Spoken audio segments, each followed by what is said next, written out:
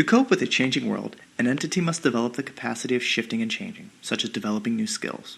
It can be an exciting opportunity for some in a time of loss, disruption, or threat for others. Change is an inherent characteristic of any organization and must be utilized in order to remain relevant. Transition describes the process that occurs within each of us when change happens. Anticipating the process of transition and any resistance that may occur along the way is key to change management. Models and frameworks are usually used to guide organizations through change management processes. Skills such as emotional intelligence, active listening, and effective communication are also important and must be utilized. Every organization can be summed up to be a combination of these three elements: structure, people, and strategy. A change in any area of the organization will affect at least one, if not all, of these elements. If we take any of these three elements out, the potential performance benefits and profit results from the business will not be fully realized. Take away focus on people, and when your change initiatives are completed, the structure of the operations will begin to break down. If your organization does not have the structure in place to support the people, you'll be attempting to deliver results requiring much more effort. If there is no focus on strategy and key performance indicators, the company will most likely end up with no real change in profitability and performance of the organization. It is not uncommon for an organization to choose to conduct a project that will have an impact on the organization itself. Some examples of changes in business include new time and attendance systems, new email systems, transition from paper to electronic acquisitions, change from primarily print to electronic media, introduction of a new technology, and distribution of workers in new workspaces. Change management is significant to any industry and organization. Projects with excellent change management effectiveness are more likely to meet or exceed project objectives. It is also of strategic importance that aid in helping companies exist. Their ability to change and adapt quickly brings enormous market advantages to their organization. Finally, the goal of change management is to minimize the negative effects and impacts that are made on people and processes. Some reasons for change include new technology, performance gaps, mergers and acquisitions, market volatility, change in leadership, and competition. Some factors of successful change management that will be discussed later in the presentation include planning, leadership, defined governance, commitment, cultural fit, informed stakeholders, communication, and evaluation. Hi, I'm Dina and I'm going to talk about Levin's and Edgar models of change. A lot has changed since Levin's model was originally presented in 1947, but it's still extremely relevant. More modern models are actually based on Levin's model. It consists of 3 stages: unfreeze, change, freeze, or refreeze. Unfreeze is change from the status quo, and this can occur in 3 ways: driving forces to be increased, restraining forces to be decreased, and to combine both approaches. Unfreeze creates motivation to replace the current behaviors and attitudes through this confirmation of usefulness of old ways of doing things and showing the urgency to change. Change can occur at different levels and for different purposes. It implies new processes and tools and providing employees with the required skills and knowledge through training and guidance. Time and communication are 2 keys for success of the change process, and people need time to understand changes and they must be involved in the change plan to enhance their commitment. The objective of refreezing is to stabilize the new situation by balancing the driving and restraining forces. Sustainability can occur by keeping achieved part of change and eliminate the drawback to old strategy. Employees have to see the new behaviors and processes as a norm. Levin's criticism was about the 3rd stage because modern business is changing at a pace that gives no time to settle in the freeze stage and was accused of lack of flexibility. Another thing is the key actors are managers mainly. Outcome model was first introduced in 1999 as outcome oriented approach to facilitate individual change. It aligns traditional change management activities to a given result or goal, like the awareness is a goal of early communication, the desire is a goal of sponsorship, and so on. A change of 2 dimensions, people dimension and business dimension, and successful change occur by both occurring simultaneously. The business dimension consists of the identification of business and the project regarding scope and objectives. The solution is designed, new processes are developed, and solution is implemented into the organization. The people dimension are the awareness, desire, knowledge, ability, and reinforcement, and those are the enablers that help each stage. Advantages of ADKAR: to diagnose employees resistant to change, help employees through the transition, and create successful action plan for the professional and personal advancement during change. Develop a change management plan for employees and identify the gaps in change management and provide effective coaching for employees. The barrier to each stage of the ADKAR is negative consequences, and because they are sequential, the barrier at one point can affect the others. Barriers in awareness stage, like lack of trustable messenger and lack of effective communication in the desired can be the lack of awareness, lack of motivation, fear of how change will affect employees, and the resistance. In knowledge stage, the lack of required skills and how to deal with the new tools can cause frustration and discouragement. In the ability stage, the physical disability, mental block, function of time, or lack of resources can cause longer time to perform new tasks and productivity to be low. The reinforcement can have the barriers like lack of reward and appreciation and support. Thank you. It is no secret that people resist to change. It's been determined that people go through different stages of personal transition during organizational change. The behavior categorization is known as change curve model and is characterized by the following common stages: realization and denial, resistance and anger, acceptance and exploration, and understanding and committing. During the realization and denial stage, a person is introduced to change. The status quo is threatened, and the initial reaction to change is often negative. A manager can do a couple of things to mitigate the buildup of negativity. The most important one is to communicate why the change is necessary and what would the benefits of it be. Also, over-communicating and providing tools for access to more information is important so that employees can get a deeper understanding as to why change is needed. Allotting enough time to answer any questions and concerns is another important step to mitigating the negativity. Often people get confused as to why change is proposed and are angry and resistant to it. They're afraid of losing control, or sometimes are afraid of losing their job. They have concerns that with the new change they might get undermined and lose their core competencies. In this stage, a careful planning of change implementation is necessary. It is important to be able to foresee possible objections and reactions from employees and to address them right away. It is also vital to answer concerns early to avoid the brewing and spreading of negativity throughout the organization. The next stage in change curve behavior is the time of acceptance and exploration. Pessimism and resistance are replaced with acceptance and optimism. The person lets go of the past and starts to explore the possible impacts of the proposed change. The process of evaluation of pros and cons of change takes place, which is why it is important for a manager to provide all necessary tools, training, and support to be able to perform in the new conditions. It is also important for the manager to not push too much and let the change to take place easily, so that employees can learn and accept without a lot of pressure. And finally, during the understanding and committing stage, employees accept and embrace the change. They establish ways to adapt and adjust to the new processes, etc., and start experiencing the benefits of change. During this time, managers need to track benefits, record lessons learned, and most importantly, acknowledge and celebrate success. Cotter introduced his 8-step change process in one of his books, Leading Change. He suggests that for change to be successful, 75% of a company's management needs to buy into that change, and he introduces this actionable 8-step process for implementing successful transformations. Cotter's steps are based on a solid foundation of communication, empowerment, and focus. Following the change, it is important to embed new approaches so that people do not revert back to old habits.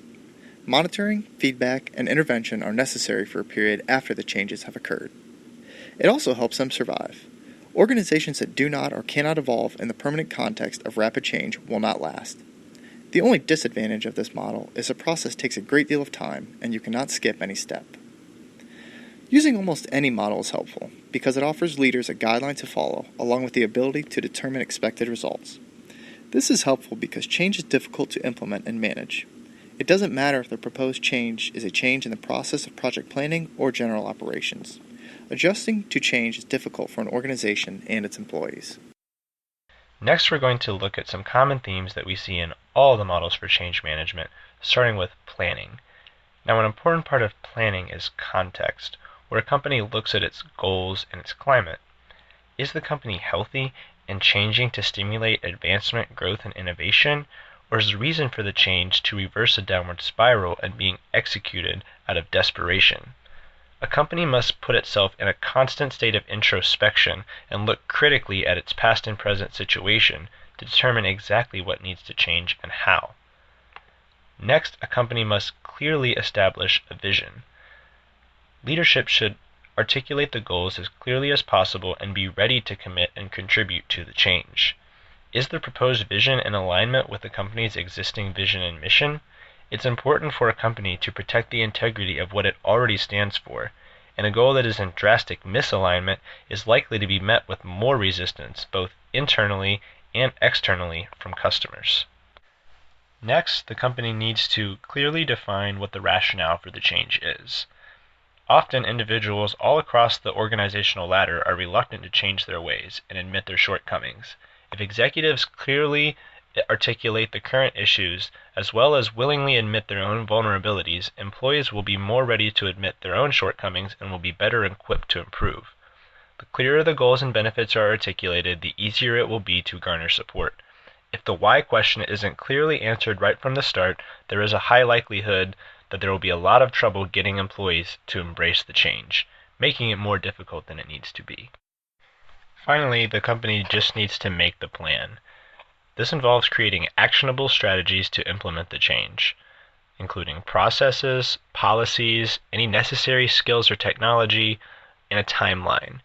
They need to think about how they'll communicate the change and how to measure and monitor progress. It's important to remember that the key to big change is progress, not perfection. Now for the who question. The steering committee is a group of people at the top of the organization that makes all business and planning decisions regarding the change. They should meet regularly and include representatives from all affected business units. It can also be helpful to include at least one outsider to provide a reality check or lower level insight which may otherwise be overlooked. A sponsor for change is an individual who holds direct responsibility and accountability for driving the change from an appropriately high level. Oftentimes, this person is the chair of the steering committee and is recognized as the face of change within the organization. An agent acts as an intermediary between the committee and the rest of the organization and could be an individual or a team of individuals depending on the size of the change or the company. An agent establishes an open line of communication between the committee and the company and can help quickly identify and assess any issues that might arise. Finally, internal sponsors are like a task force of people throughout the organization. They're like coaches and mentors that can be appointed by leadership to garner the internal support they need to drive the change from the ground up. People need these internal role models that they already work alongside to inspire change within themselves. Finally, a company could consider using peer groups or change groups to foster discussion, brainstorming, and feedback about the change initiatives. Another key factor to successful change management is committed leadership. The roles of leaders involve initiating change from the top. They are visionaries and should be the first to adapt to the change. The earlier they adapt, the better it is for the organization as a whole. The difficulty in change is often based on the organizational culture and atmosphere. If leaders can see who are affected by change and help them accept it, the transition can be much smoother. Leaders need to show employees a visual support of the changes being made. They need to lead by example and model the desired behavior they are expecting. This involves them being the first in the organization to change and motivating others to follow in their footsteps. Change should also be pushed down through all levels of management throughout the organization. This delegates decision-making and authority for change down through managers at all levels. The managers must then take ownership of that change in their department and be responsible to make sure the plan is carried out. Committed leadership also involves being continually engaged with stakeholders throughout the change process. Leaders need to make sure change is being accepted by individuals through the initiation, planning, and implementation processes. One of their major responsibilities involves assessing the readiness of change and making adjustments when necessary. Different departments are more susceptible to taking on change. Organizational leaders must monitor, assess, and understand their capacity for change at specific times. If these changes cannot be addressed, leaders must determine what actions need to be taken in order to resolve the issues and achieve success. This involves leaders intervening as soon as dilemmas occur. Decisions must be made quickly to avoid impacting other teams and departments. This is accomplished through the delegation of decision-making authority. Communication is a key element to properly execute a strategic change management process. Unless stakeholders are engaged by management, they will not be motivated to change. As previously stated, managers need to explain the reasons as to why change is occurring and the benefits that will result from these changes. To feel a part of the process, stakeholders should also have the opportunity to express their opinions of the changes that are happening. They should be able to contribute ideas that management could use to implement the changes. When change is brought up in any situation, people want information about it. That is the purpose of change communication. Without this, changes can be delayed. To make stakeholders aware of the change, leaders must provide them with facts and knowledge. This will allow employees to understand the changes and grasp their concepts. Once they understand them, individuals can accept the changes being made. This acceptance allows stakeholders to commit to the changes and be on the same page with management. People resist change for a number of different reasons. If a leader can understand the reasons for potential resistance to change, they can prepare and come up with solutions before issues arise. In order to come up with these solutions, managers must understand their audience. They need to know how the stakeholders are related to the changes occurring. They must then recognize their current stance towards these changes and their influence on their respective departments. Each group or team should be treated differently. It is critical to determine what form of communication is necessary to translate to them the change that is occurring.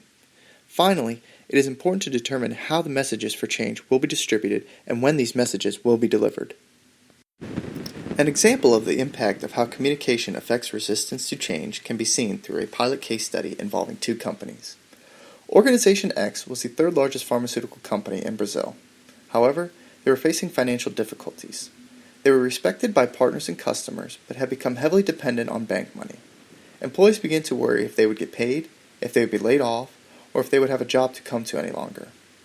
During this time, Organization X was acquired by a multinational firm that was a worldwide leader in the pharmaceutical industry, known as the Group. Throughout the acquisition process, the president of Organization X continually communicated with and updated his employees on the changes that would occur. He had face-to-face meetings with all shifts throughout the plant to answer any questions they had. This communication was continuous for 2 years after the initial acquisition. As you can see in the figure below, an inverse relationship developed as the communication continued to increase with employees and the resistance to change continued to decrease. Workforce planning ensures the organization has an adequately skilled workforce to support its post-change needs. The plan should also address the issue of redirecting resources in situations where the change creates a gap in the skills and needs of the organization. A first step in the workforce planning process is conducting an organizational needs assessment. Through this assessment, organizations can determine the desired workforce size, skills, and competencies needed in the future to support the changed environment. This aids in determining required staffing. Perhaps the most important key to mitigating the gaps between organizational needs and the current workforce competencies is workforce development. This may involve performance management, creating individual development plans, training, and education. To successfully implement change, organizations need to align the performance of their workforce with the change. That is, people must understand what they need to do, be enabled to do it, and be supported by appropriate incentives and rewards. Aligning individual and organizational performance management systems drives new behavior and gradually shifts the organizational culture in support of the change vision. There are many benefits to change management that occur in an organization. First, change allows a business to keep up with trends in the industry. Without that change, businesses will fall behind the competition and lose appeal to consumers. Second, change allows employees to acquire and develop new skills. People have new roles and need knowledge transferred to them, creating a learning process. Third, new opportunities are developed for employees with the reorganization of the company. This allows employees to take advantage of new positions that have been created. Finally, an environment that embraces change can stimulate innovation, establishing the openness to present new, cutting-edge ideas. There are also many downfalls to change management that occur within an organization. Change results in feelings of tension, stress, and uncertainty within the work environment. These feelings impact employees, reducing productivity, achievement, and their commitment to the organization. With the reorganization, employees may experience a loss of attachment to their work. With new staff members, management, and teams, employees become anxious, losing the cohesiveness they have developed with their colleagues while becoming less motivated. All of the changes occurring may also create low morale throughout the organization. The changes may not be agreed upon by everyone, producing a loss of confidence within departments. Finally, organizational change could generate less efficient employees who are more focused on all the changes taking place than their daily job requirements.